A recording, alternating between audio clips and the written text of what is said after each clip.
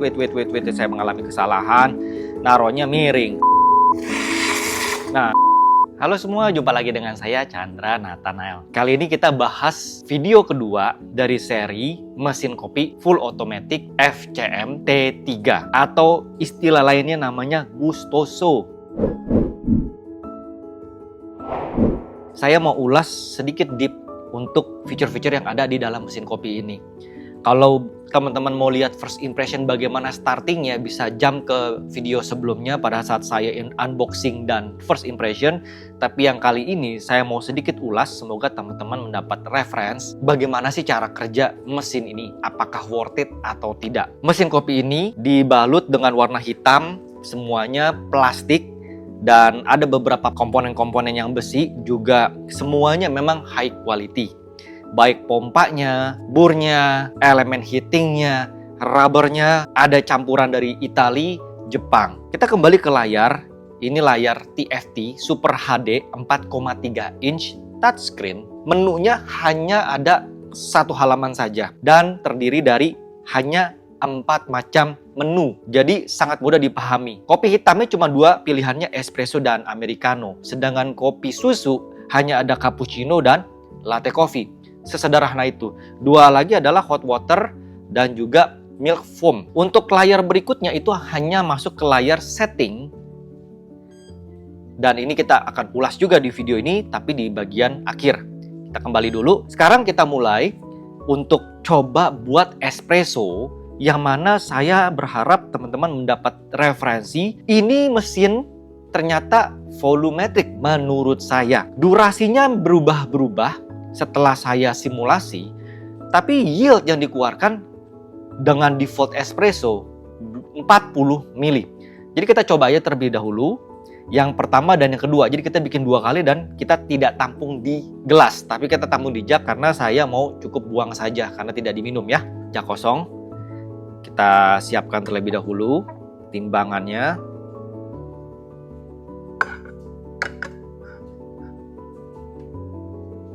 Baik, jadi saya menggunakan feature menu timbangan yang automatic. Dia auto count 2 kali ya. Kita coba bikin. Yang pertama kita tekan espressonya, dia auto start. Hanya 1 kali tekan saja, cukup. Bunyi beans yang digrinding. Dan by the way, settingannya sekali lagi saya ulas, ini settingan yang cukup halus, nomor 1.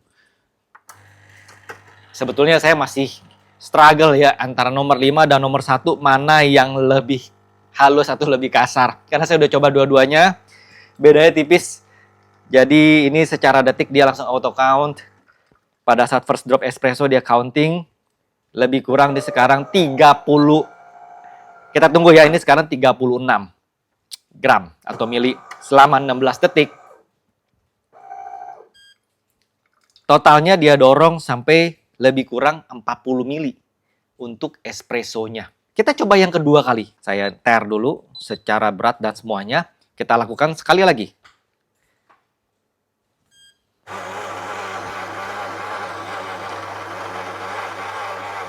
Beannya tersedot ya langsung ya.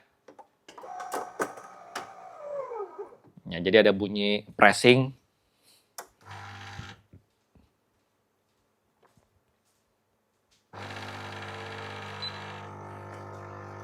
Baik, jadi secara bobot dia bertambah, auto count timbangannya, dan kita bisa terbantu ya dengan durasi pembuatannya.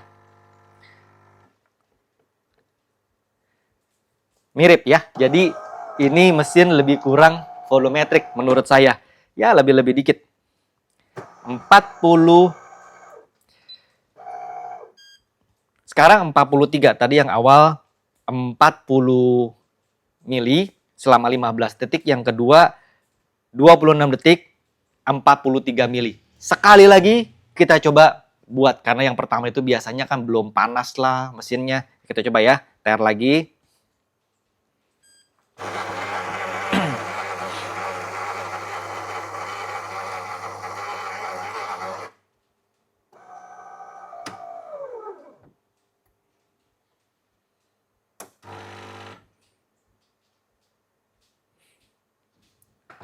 Dari awal kita pencet sampai hasil jadi.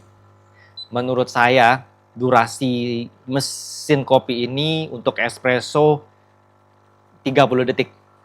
Cepat, jadi untuk penyajian cepat. Sangat efektif. Ya, bisa dilihat sebagai referensi. Yang pertama sama yang ketiga ini mirip secara durasi. Angka yieldnya itu mirip-mirip, range-nya di 40 mili. So, semoga espresso menambah referensi buat teman-teman, dan ini kita bisa rubah-rubah settingan espressonya, mau banyak, mau dikurangi, itu masih bisa. Gramasi dari beans-nya juga masih bisa kita tambahkan. Dan ini by the way default-nya tujuannya supaya teman-teman mendapat referensi cara kerja dari mesin full automatic ini seperti apa. Espresso kita sudah lihat. Nah, kremanya bisa dilihat, ada gak kremanya? Ada.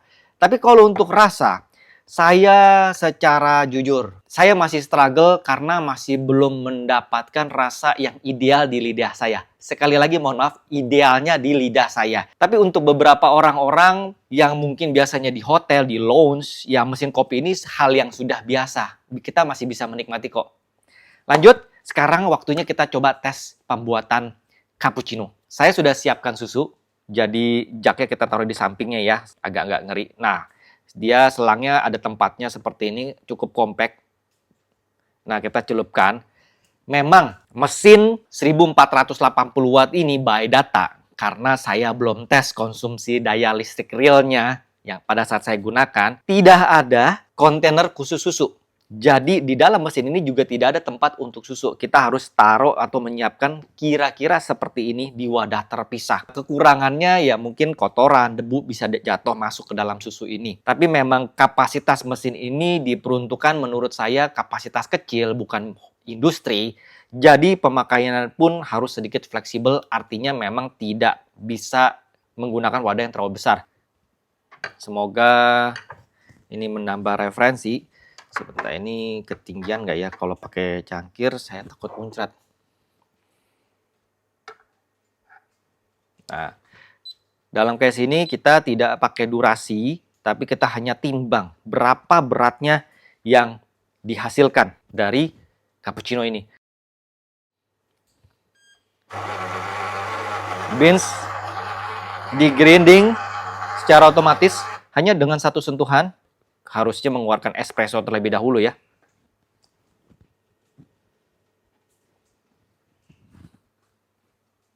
Nah, ini ada indikator temperatur. Jadi kalau yang ada susunya, nah, keluar ya asap seperti ini. Ini warm milk yang dihasilkan. Nanti tidak lama lagi dia akan menciptakan foamnya berubah. Ini langsung diambil ya, jadi berkurang dari susunya, terlihat jelas. Sebanyak berapa mili susu yang diambil untuk susu hangat dan foam? 123,5. Ya, anggap 120 mili susu atau gram ya. Sekarang waktunya espresso yang dihasilkan. Kita biarkan saja, ini cangkir saya 260 mili kapasitasnya. Apakah dia bikin bumbung atau tidak? Well, kita bisa lihat nanti.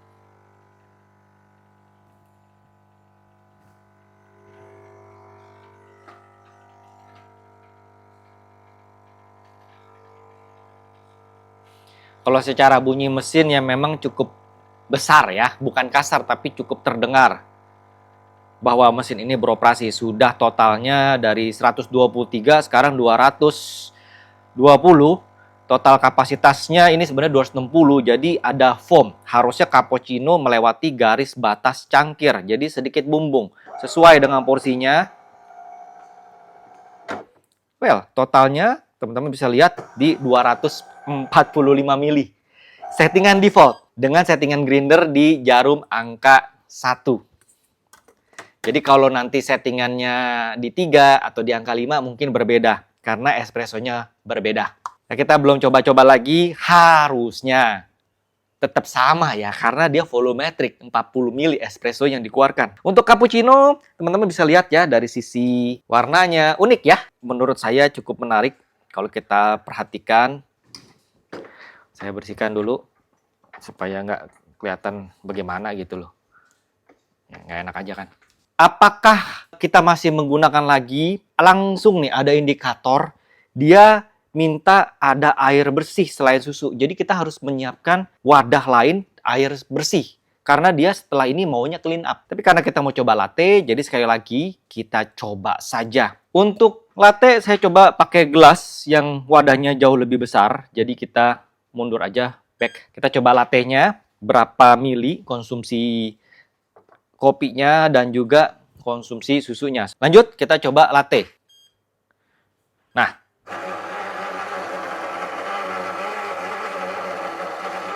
beans, proses penghalusan.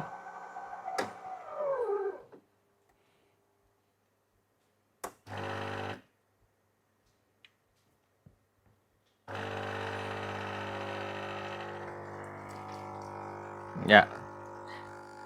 Yang pertama keluar espresso terlebih dahulu. Kita geser sedikit ya. Baik. Ya walaupun angkanya ketutupan tapi kita masih bisa lihat di 50 sampai berapa nih. Latte banyak ya espressonya ya. Rupanya 70 mili. Sudah lewat 80 mili atau 90 gram lah ini. Espressonya untuk pembuatan latte cukup banyak.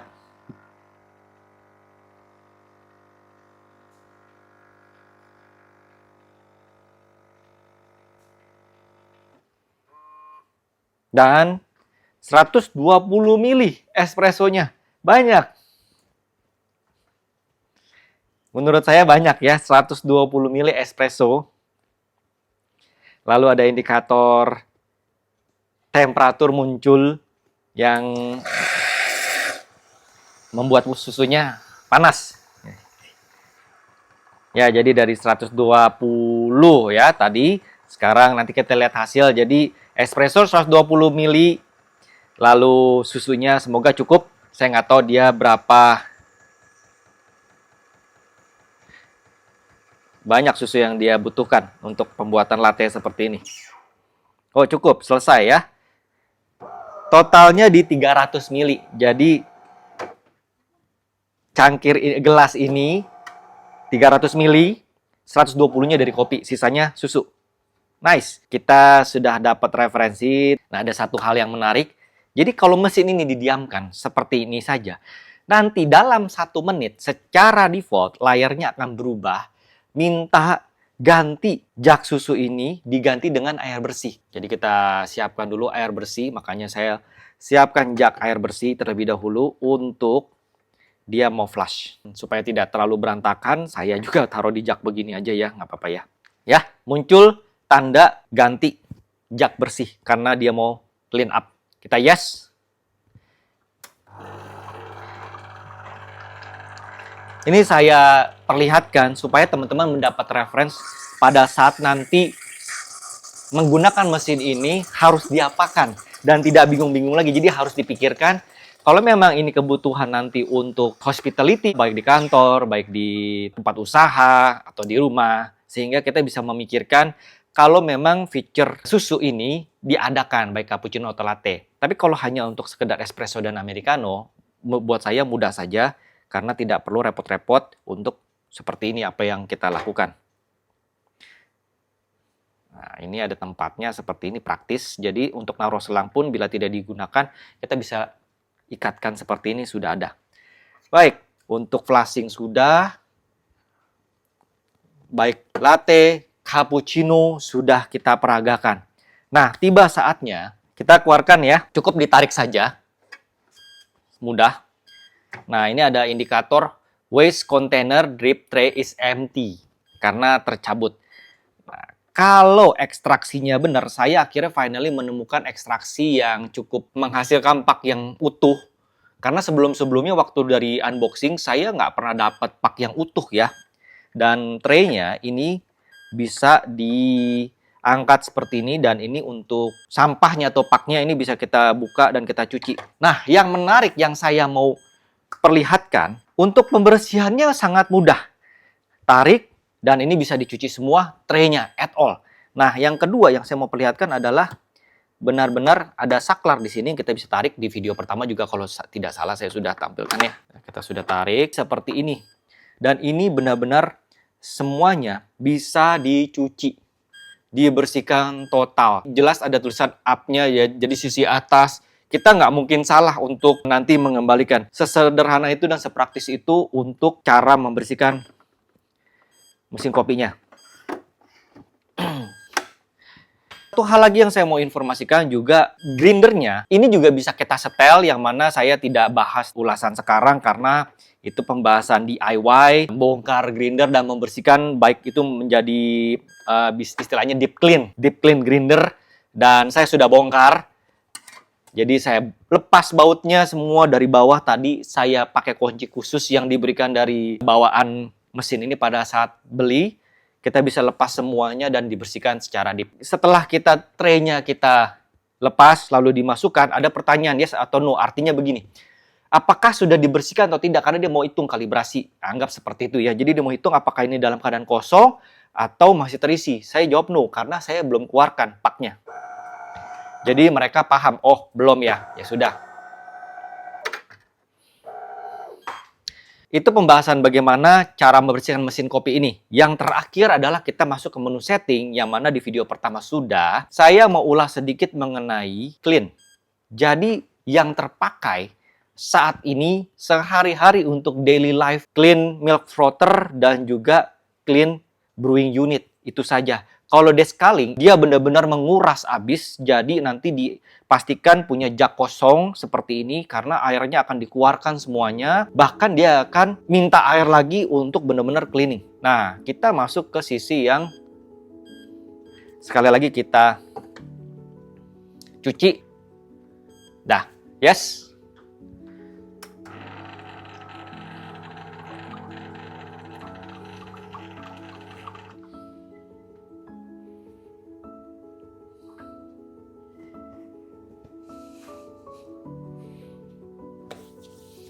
Dan membutuhkan waktu rupanya ya untuk pencucian lubang susu seperti ini.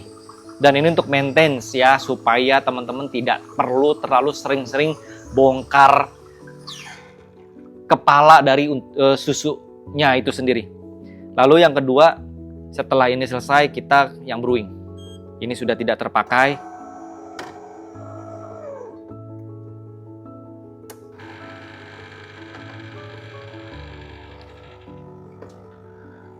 Baik, keluar airnya untuk cuci ya.